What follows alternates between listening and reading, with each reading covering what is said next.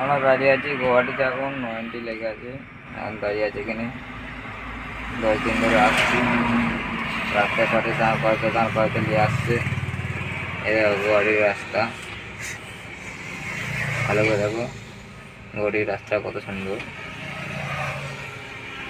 সামনেই দেখো জল হয়েছিল, জল দাঁড়িয়ে আছে গুয়াহাটির রাস্তাটা। আজ শুয়ে আছি এখানে।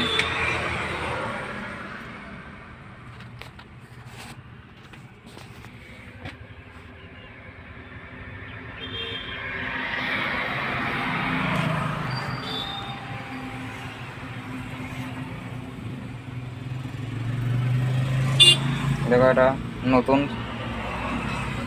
নতুন একটা গাড়ি ওইখানে দাঁড়িয়ে আছে।